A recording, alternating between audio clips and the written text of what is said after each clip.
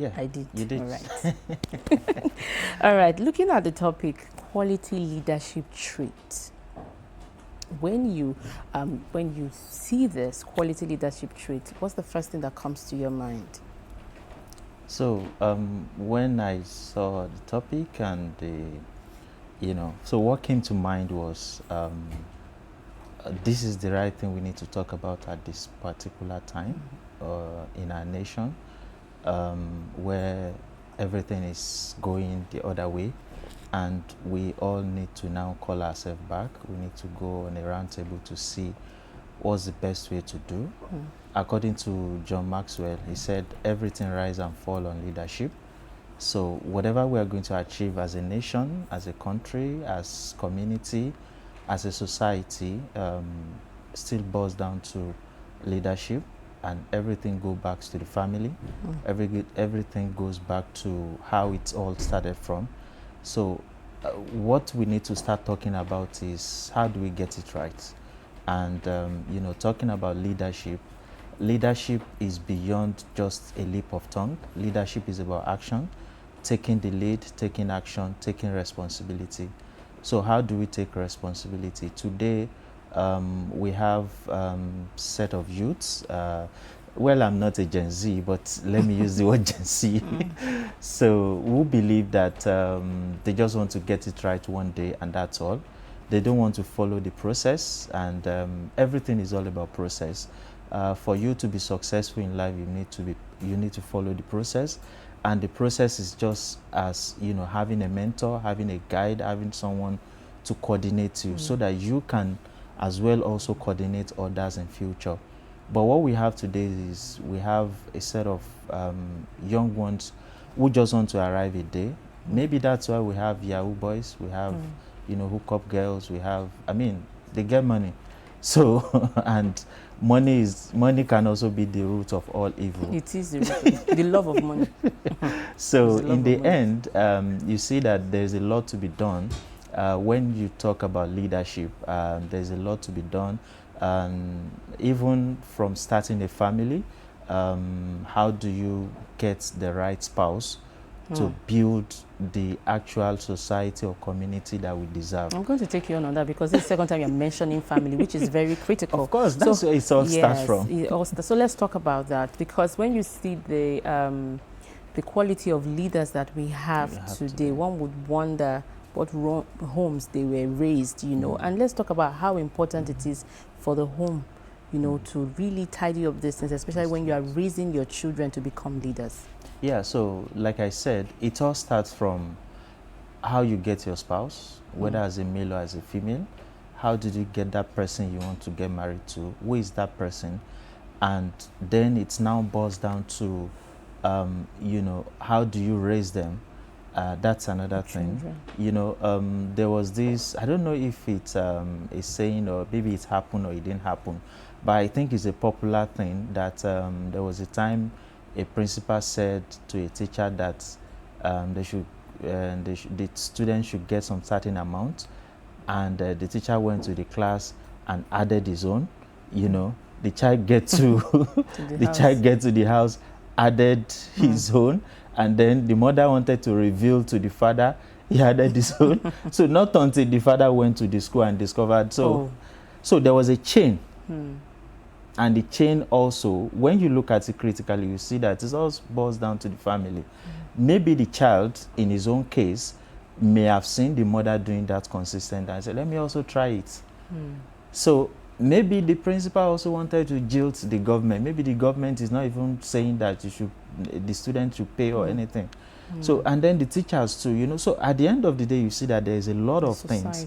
And it's all, all of us are from a family. We are from a community. We are from, in the days when, we met, though we didn't really meet some, but we still met some situations where, if you do anything wrong, people in the society are going to scold you. Even if they are not going to beat you, they are still going to, correct you. Today, when you see a lot of people do wrong things, you just say, it's none of my business. You scroll and you move. So, it has a way of affecting us as a society, as a community. Now that we are talking about qualitative leadership traits in youth, why do you think that these leadership traits are important, especially when we are looking at nation building? Yeah, so it has a way of it has a way of transforming us to the global world. Look at our situation today as Nigerians. What is the perception of the global world about Nigerians? So when you get to countries, different countries outside Nigeria, some will say I'm scared of Nigerians. Some will say Nigerians are Yahoo. I mean, I was just in South Africa some months ago, and I introduced myself as a Nigerian. I said, are you sure you're not going to scam me? I was supposed to have a transaction with him because I don't have rands, and I needed him to help me. Somebody was in the airport that has Naira and rands. I needed to do some transaction. And I said, please, can I use your phone? He said, no, yeah, Nigerians, they are Yahoo boys. Please, are you not Yahoo boys? Please don't scam me. I will kill you.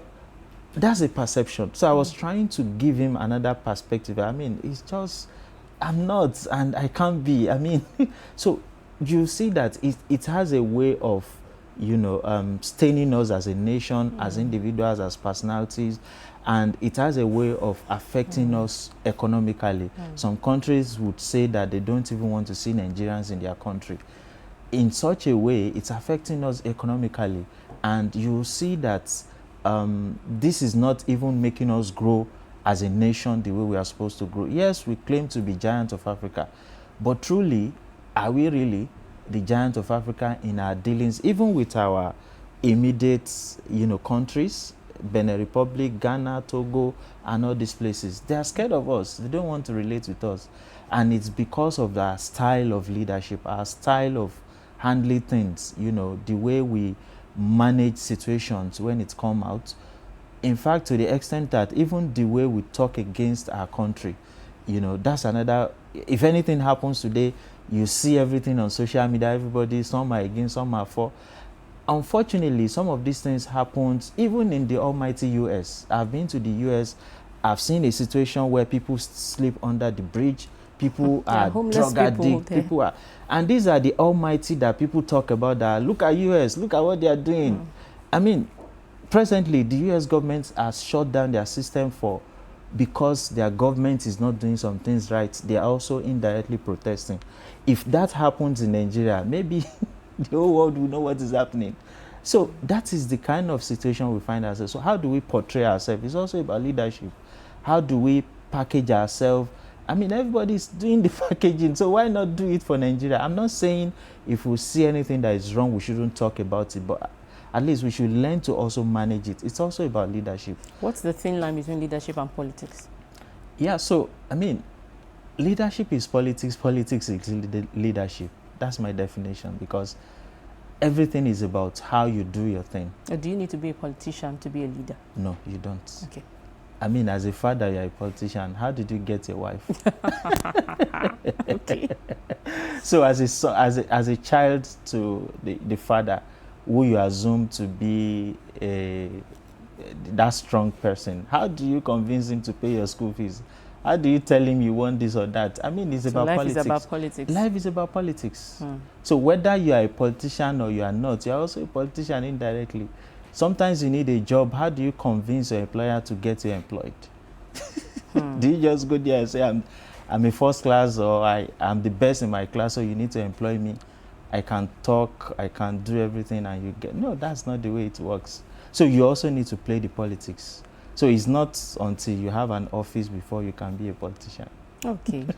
Still talking about quality leadership traits now. Let's look at the core values that form the foundation of a good leader. Of a good leader. So the core value is, one is to be ready to take responsibility. As a leader, you need to be ready to take responsibility. Why our leadership styles are declining is because people are not ready to take responsibility. People just want to, be out there, their names are shining. They don't really want to do the job. So the first thing is take up responsibility. Then the second thing is, have empathy, have feelings for people. Some of these nations that we talk about, you see some things that people do and you be like, wow, how I wish we can have this also in Nigeria. So, talking about empathy, then also talking about, having a mentor, having a guide, having somebody that you look up to. Each time I have opportunity of talking to teenagers and, I tell them, you cannot be successful if you don't have somebody you look up to. It's not a must to know you meet the person. So one of the most important thing is you have somebody that you envision that this is somebody I look up to, I want to be like, so, and that would actually guide you, and it has a way of transforming, shaping you to a better person. So, these are some of the things I feel are the major core values. Yeah. When you look at the quality of leaders that we have today, as someone who is really in the space of, engaging the young people, do you think that their character is quite encouraging for the young people? Well, we have some that their characters are quite encouraging. We have some that they are people of questionable character, so, but I think it's also about, spotting the right person you want to take as your role model. So, and that's why I always, tell people, you need to spotlight people based on what is the person's background. So you cannot just tell me you want to celebrate somebody, all of a sudden he just became a rich man, or we just see him as somebody here and there and everybody is celebrating him. No. What is his background? What has been his effort so far? He must have suffered. No successful person, even from the, the rich background, must have passed through some systems. So you can't tell me that those people, you just want to adopt them just that way. What is their background? What has been their commitment so far before you can say you want to admit this person as somebody you want to look up to as your role model? It has a way of transforming too. Yeah. Absolutely. All right. Let's also look at some of the challenges that young people face when stepping into leadership roles. Yeah. So there are so many. Some of it is even to the extent of trying to identify the best hands to support. So I've seen a situation where some people really have the vision to do things, but they are struggling to get the right person to guide them in that space. So sometimes they just need mentorship. So how many people are ready to mentor people? That's another thing. So are the young people willing to be mentored? Yeah, so it's two ways. Some are not willing, some are willing, but they don't have. So yeah, so, and some of the challenges that we see today is also about trying to just not following the process. It's also a challenge that we have today. A lot of people just want to arrive, not following the process, and maybe because of the social media, buhaha. So once you have a 1,000 follower or 500 follower, you believe you have arrived, and then the social media also have a way of giving a negative narrative, painting it as a positive narrative.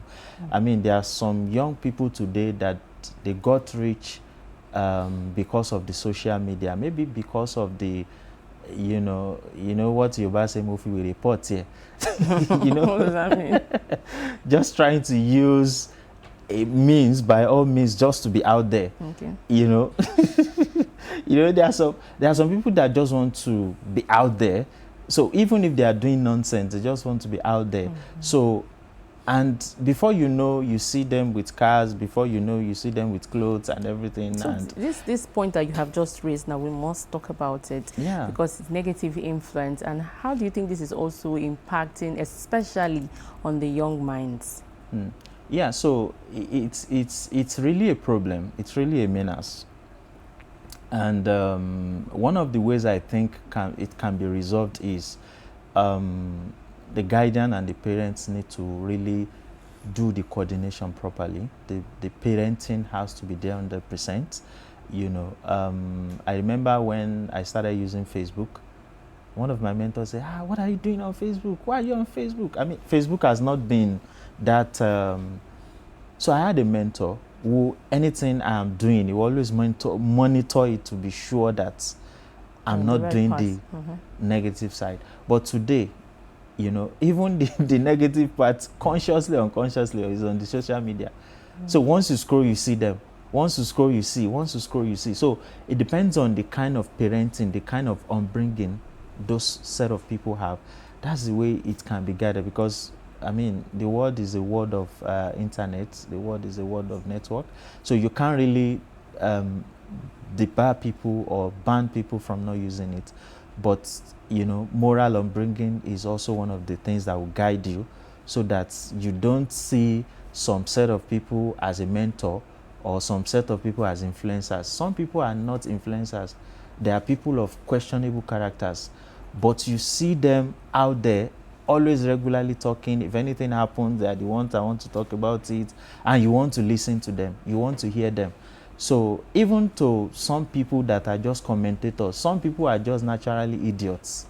But because they continue to do their idiocy, if that English is correct, you know, then some people take them as, you know, celebrities or influencers. So if you are not hearing from them on a particular matter, nobody is right about it. And it's really affecting us. So we all need to really think about what are the contents that are going to be coming out, are going to be chunking out. Who are the kind of people that are really people that we should listen to? And this thing still has to go back to the home, you know, depending on how the home is being managed. I also want, still talking about social media and the young people, do you think that society celebrates those who are really in the business of hard work, those who are genuine in what they are doing, those who have good values? Do you see the society celebrating them, or do we focus more on celebrating those who are influencers, those who put up fake lifestyle on social media, and that somehow negatively impacts the young ones? Yeah, so, I mean, I can say yes, I can say no. But I think we need to do more on celebrating people with hard work. I have been somebody, so as a matter of fact, yes, I'm a youth specialist engagement, and I also run a non-profit that provide access to education for people in prison. So if you hear me say I've traveled to the US, these are the opportunities I've gotten. And yeah, this year, I got an award. I was spotlighted. I don't know anybody. I just applied and I got in. But there's more to be done, because we have a lot of youths also doing a lot, impacting lives that we need to spotlight. But I think the pressure is much on things that are frivolities than things that are really of valuable. That's why we need to really focus on that, so that we can continue to celebrate people who are contributing to the society, who are really doing the hard work. So imagine today if we have in a university a best graduating student, and you are giving the person 5 million naira. Okay, let me use Lagos State as an example. Lagos State government is still trying. I'm from LASU, so I'm proud of that. I mean, Lagos State government is still giving 5 million naira, and then the BB Nigeria was just concluded with 210 million, or how much is it? I didn't really follow up, but I know the money is much. I mean, you can be richer till the end of your life, and then there's a car attached to it. So what is happening to the best graduating students? My sister got 5,000 naira. Not in Lagos though. Best graduating student, first class, and they gave her 5,000. So that means we need to do more. We need to do more. We need to complement the effort. And this is why I don't always want to like saying that this is only about the government. It's also about the corporate world too. What are they really focusing on? Is it just because you want to sell your market, you want to be out there as a brand? That's why you just want to continue to support things that are not valuable? I mean, what is the value BB Nigeria is bringing to the table for us? So let's ask ourselves. But this is somebody of intellectual who has been able to scale through, get What are some of these brands, organizations, corporate bodies also doing about this to continue to support? I mean, you see a lot of brands that supported this, and you'll be like, what are we doing? So everything is interwoven. The governments, the corporate bodies need to really decide what do they really want for the community, what do they really want for the society. All right. For those who really, you know, so first of all, are leaders born or are leaders made? Well, I'm from a school of thought that leaders are from the two sides. Okay, you can either be born or be made. Okay. Yeah, so because I mean, I'm from the school of thought of just at the middle for both and for so because some leaders are naturally going to evolve, even in terms of challenges, even in terms of, you know, they are just going to evolve from nowhere, and you see them doing things and they make impacts, they do things, but some are, you know, are going to pass through some process of mentorship, education before they can actually get it right. So that's why for me, I believe that whichever way, let's just continue to see ourselves as leaders and let's take responsibility. You know, that has always been my thought about whether leaders are born or whether leaders are made. Okay. So for those who either born or made are willing to be good leaders, how do you handle the fear of rejection? Because not everyone will embrace the good cause. Yeah, so what I tell people is rejection should be a natural thing. Don't see it as a challenge. Once you see it as a challenge, you are failing already. I don't want to use the word you are a failure. Rejection is part of life. I mean, from what we want as human being and what we pray to our Creator as human being, is it everything that we pray to our Creator that He does for us? So does it mean our Creator doesn't love us? Does it mean He doesn't want us? Or, you know, so it doesn't mean, and that's why you need to see it as a natural thing. Yes, you want, but if it's not coming, just keep striving. So if your Creator is not giving you what you want, does it mean you are not going to worship Him again? Okay, to inspire someone watching, a young person watching now, have you gone through a season where you faced rejection, and how did you handle it? Okay, just share one with us. So many. So my going to the US was actually a Mandela Washington Fellowship. Is one of the most prestigious and one of the most competitive fellowship. I can say it anywhere because even in Nigeria alone, we have about 45,000 applicants from Nigeria alone. You can imagine. And then they're only going to pick just 50 out of the 45,000. So that's 0.001 or 0.00 how many. So, and I applied the first time, I was not selected. I applied the second time, I was not selected. And then the second time, so I now look at the application again. I look at the process, and then I look at the application and I said, okay, I think I need a mentor. And this is where mentorship comes in. You cannot just arrive a day. There are some people that must have passed through that journey before you. So you need to go through them. So I got some mentors. I intensify effort on what I was doing, and then I ensured that I got the right answers to the response. And the third time I was, you said? And you were picked? Yeah, I was selected.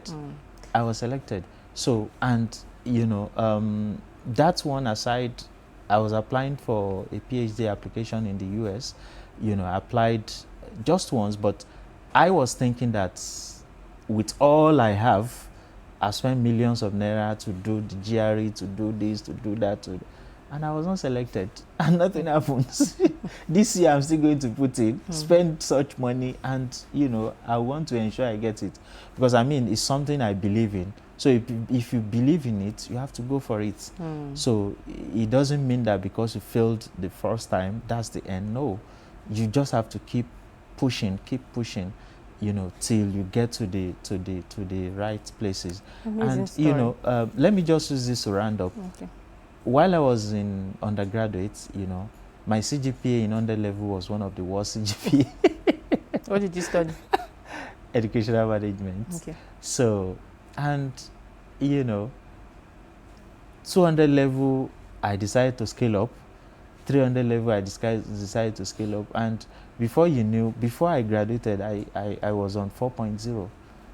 So there was rejection. So if I had decided that, well, maybe school is not for me, let me just go and do something, maybe I wouldn't have. So what I did was to continue to see who are the best people in class that I can relate with, to get the best hands to get my things done. And today, when you talk about our colleagues are said that we did the course together, maybe if you count 1 to 3, you are going to count me as one of those even thriving in that particular thing that we studied, which is educational management.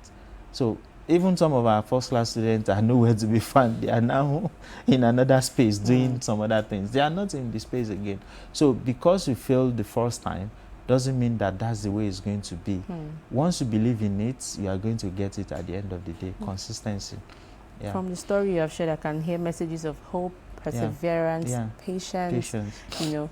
And how important are these virtues? Patience, self-discipline, emotional intelligence. How important are these virtues when we are talking about leadership?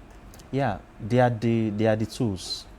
If you really want to be a leader, they are the tools. And I mean, the first thing is your emotional intelligence.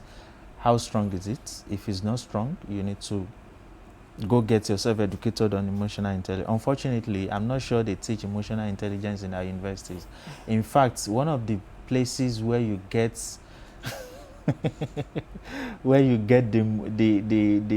the most bully from your lecturers are from our universities. I'm sorry if you're a lecturer and you're watching, because they toy with your emotional intelligence, they toy with your temperament and all.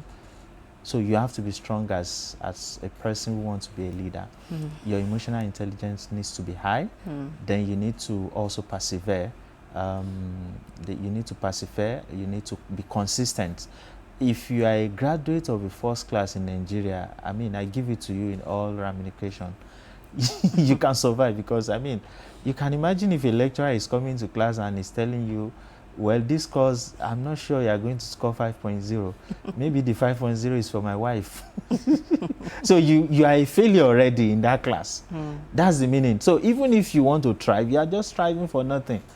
Do we want to talk about, you know, so many things needs to be put in place. And even at that, we still see people who still continue to have 5.0, getting to be the best graduating students, getting scholarships. I mean, Nigerians are getting scholarships, you know, fully funded, even in countries that nobody is talking about. China, that nobody wants to go to. Nigerians are there studying.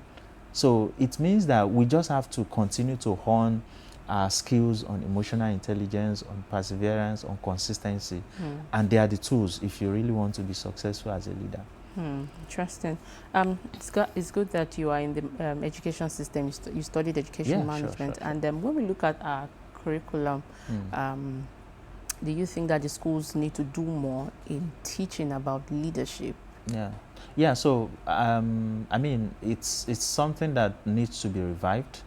We need to talk more on leadership. We need to talk more on civic responsibility, especially at the primary school level, primary school level, even at the university level, because when you see people talk about the nation, you pity Nigeria.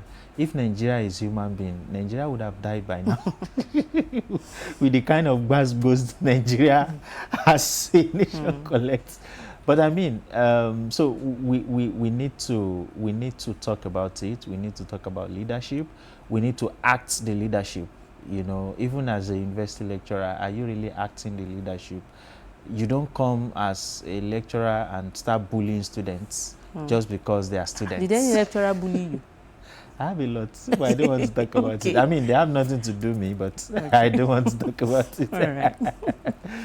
So, you know, it's just a way to say that leadership is everything, and the leadership has to be said and taught and acted as well. Yeah. All right. Just as we wrap up this segment, what are the advice to young people? You know, especially when you look at morals, value system is crashing. What advice do you have for young people who are looking at, becoming true leaders? Yeah, so one of the advice I have for them is to persevere, be ready to follow the process, follow the journey, have a mentor, have a good mentor, and continue to learn. I mean, we have set of young people today who are not ready to learn, who just want to be out there, just speak their mind. They say, I'm talking from my mind. You can't tell me not to talk. I mean, sometimes you just have to keep silent and watch, observe, learn before you act, so that you can act rightly. But the reverse is the case. So they need to, be patient, be ready to learn, have a mentor, have somebody that you look up to, and be ready to take responsibility. Be ready to, support the nation, because it's going to affect us whether we like it or not at the global space. I just shared my experience. So if you like, don't talk about Nigeria the right way. When you get to the port of the airport, you almost want to regret why you don't like your nation. And unfortunately, you don't have a place to go than to come back to Nigeria. Thank you so much, Thank you. Mafus Alabidun, for sharing your insight on this topic, quality leadership traits in youth. Leadership isn't just about holding titles, it's about taking responsibility and making impact. We must thank you again for your time. The conversation continues after this. Stay with us.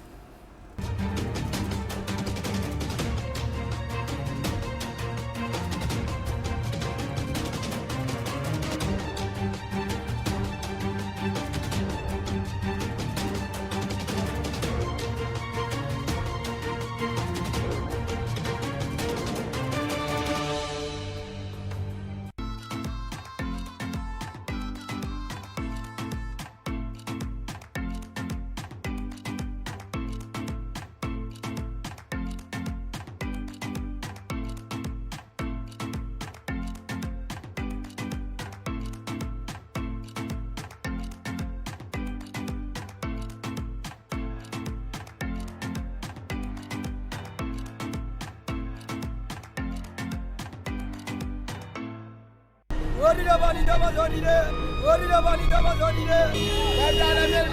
Babyale,